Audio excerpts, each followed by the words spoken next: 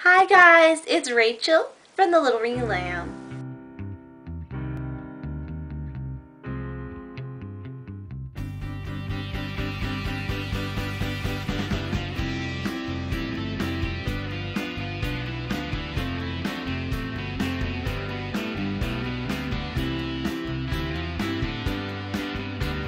Said a little while ago, like I was going to get up a Beautiful Darkness review by Sunday, but I didn't finish it till last night. Well, actually, it was this morning. I finished it like 12:03, so basically last night.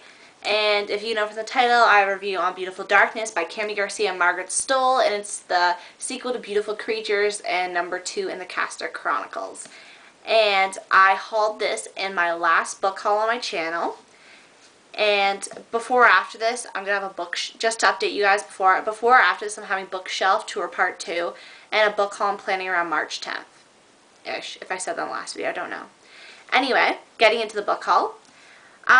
If you guys haven't watched my videos, or just to refresh your memory, I rate my books in 5 different categories: plot, characters, cover, suspense, and overall. Out of turns reading them very soon, 5 out of 5, not so soon, 1 out of 5, and if I'm looking down or over, I'm looking at my agenda. So, before I get started into my reviewing, I'm going to give you guys a brief synopsis.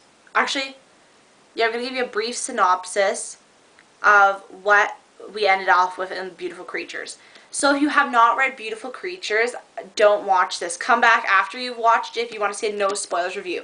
This is no spoilers on this book, but there are going to be spoilers from the first book, Beautiful Creatures. So let me just repeat that, guys. Don't watch this if you haven't read Beautiful Creatures, because it's going to have spoilers. But no spoilers about Beautiful Darkness. Okay, just want to put that out there so you guys aren't worried that I'm going to spoil it for you. So after we left off at Lena's 16th birthday party, her claiming, and all that chaos happened, we're back in Gatlin, and things have changed in different people's relationships and how the town kind of forms. The main characters know a lot more. The minor characters are starting to get their own limelight in this book, and I found this didn't have sequel syndrome. And what I classify sequel syndrome is like a sequel that's can't live up to the first book.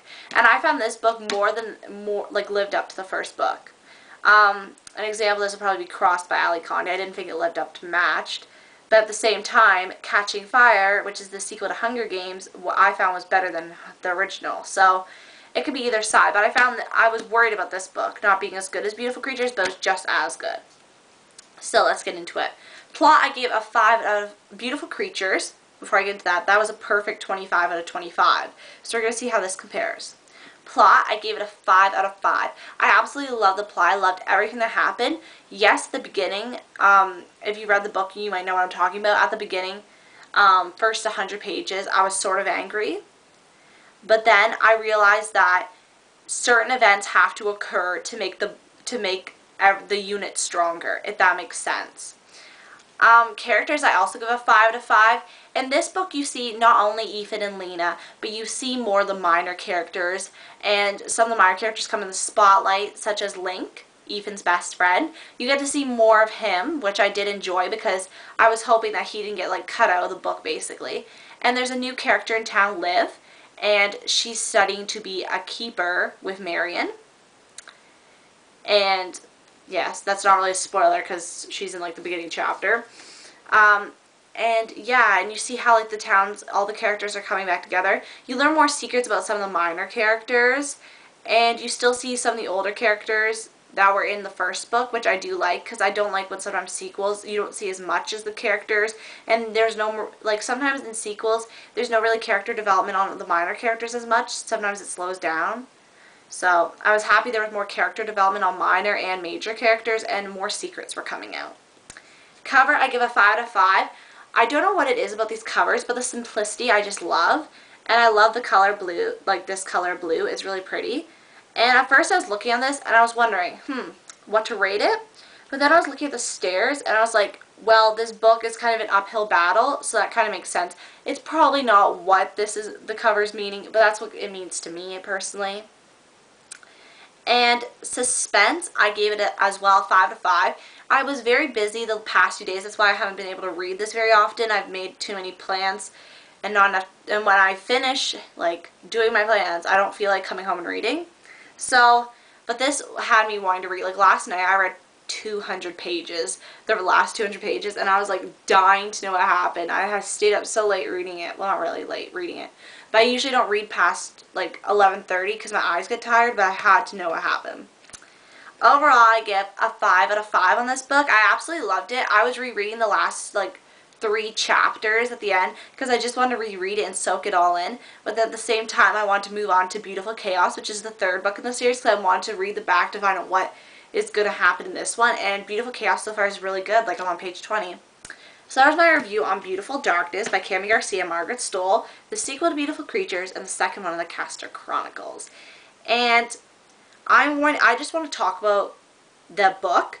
So this part, if you have not read the book, if you have not read Beautiful Creatures or Beautiful Darkness, don't read. This part's going to contain spoilers, but for the people that have read it, I just want to share some things I found out. So I'm going to say goodbye to the people that have not read Beautiful Darkness. Thank you for watching my review on it. I hope you guys read that, and when you finish reading, you can tune into the last part of this video, but I don't want to spoil this for you. So this is going to contain spoilers about Beautiful Darkness, so if you have not read it, don't tune in, unless you wanted to spoil it for yourself. I don't know. Not going to judge. So I have a few notes here that I just want to share. So the last chapter of the book, oh my gosh, I forget what it's called. It's like Sirens. 1 second, people. Siren's Tears, oh my gosh, is like, oh my gosh, like I'm just floored with that. Like, does she have, is it John Breed? Somebody knows if that's John Breed in there, like, that's what they think too. Share with me below, because that chapter just made me want to learn what happens to Beautiful Creatures. And also Ridley, I'm really happy she actually became immortal, because I like her and Link together, and I like that she's learning to be immortal as well. But I think she has something up her sleeve. I'm not too sure about her. But I liked how she was joining the book. I was happy they didn't, like, pitch her character out, because I really like her character. She's very mysterious, and she brings something different to the books. And also, I found when I'm rating these books, I think I'm so invested in the characters, I'm not rating it harsh enough. But I found that these books are really good. And another quick thing before I tune off is in the beginning, like, you know how they had the praise from other authors and all that about the book and the series and whatever. Well, I was reading that. Where did it go? Oh my gosh. Oh no, it's in this book. And somebody wrote, where is it? Oh, here. Kirkus Reviews wrote, smart, textured, and romantic. Evan's W-R-Y narrative voice will resonate with readers of John Green, as well as the hordes of supernatural romance fans looking for the next book to sink their teeth into. So I found that interesting because, yes, I do love John Green's narrative, and usually it's in the boys' perspectives that I've heard. I've only read 2 of his books, and the one was Fault in Their Stars, which is in the girl's perspective. But I found that the narrative is like his narrative. That's why I probably like it so much, because I loved Pudge's narrative in Looking for Alaska. So that's probably why I liked it so much. So thanks, guys, for watching my videos. Thanks to all my subscribers and everyone who watched my videos. I appreciate you guys all.